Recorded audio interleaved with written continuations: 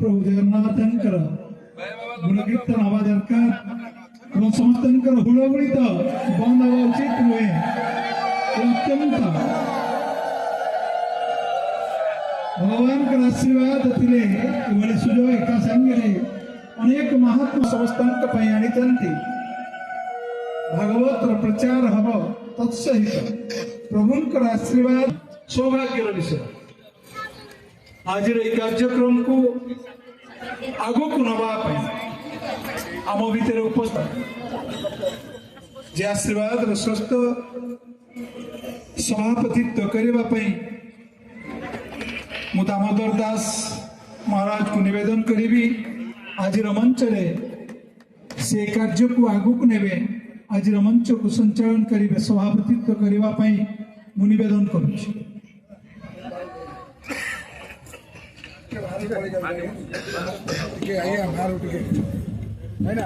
वंदे वृंदावन बिहारी गुरु कृष्ण कमल लोचन बलभी बलदेव राधा लिंगित विग्रह शांतकार भुजग शयन पद्मनाभ सुरेश विश्वाधार गगन सदृश मेघ वर्णो शोभा लक्ष्मीकांत कमल नयन योगिभिधान गम्य वंदे विष्णु भवभय हरं सर्वलोकै एवं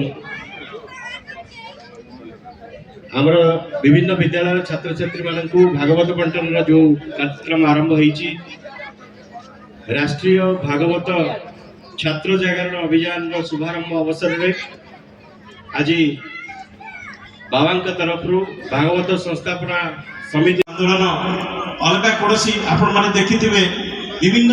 आपण मन तो जाऊे विभिन्न धर्मसभा बसुवे देखुवे साधु सत मैंने आसती प्रवचन दियंती चली जाती पुणी आसती पुणी चली जाती किंतु तापर कौन हुए आमे किसी कथा मन रखती किसी कथा भूली जाती पुणी सबू कथा भूली जाती निज काम व्यस्त रुहति किंतु ये गोटे एभली अनुष्ठान जो अनुष्ठान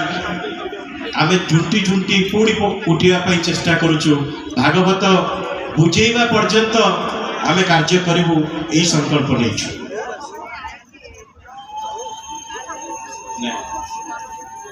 सक्रिय हम आम कहूचे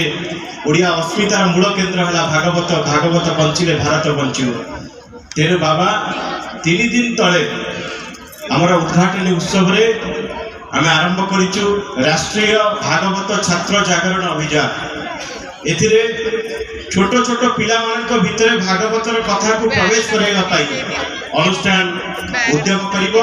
बाबा तार नेतृत्व देवे आगामी 5 वर्ष भितर आमे 1 लाख छात्रों पाखरे भागवत को पहुंचेबू एवं ओडिशा रे भागवत आंदोलन आपन परिचय देबे मोर परिचय नाला चारण काशीनाथ दास महाराज आपन जो संस्था की करते भागवत संस्थापन समिति ओडिशा आर अभिमुख्य कौन रही भागवत बंचिले भारत बंचिब भारत बंचिले संस्कृति बंचिब संस्कृति बंचिले मानव बंचिब मानव बंचिले माधव को सेवा कर अभिमुख्य है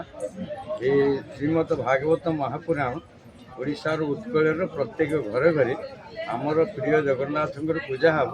समस्ते भागवत संध्या गाइबे जय जगन्नाथ कहे टोका दल सब पाटे निर्माल पकि ऊपर हाथ टेक नाचे ये आम तथापि आज युव समाज कौन आवश्यकता रही भागवत आप जो कहते भागवत युव समाज रे युवक माने भागवत पढ़िले गोटे सुंदर परिवार गढ़ी पारे एवं भविष्य को सुंदर भाव में आलोकित कर आपन संस्था केते वर्ष धरि एटा 18 वर्ष है आम प्रति वर्ष 4 दिन फंक्शन करूँ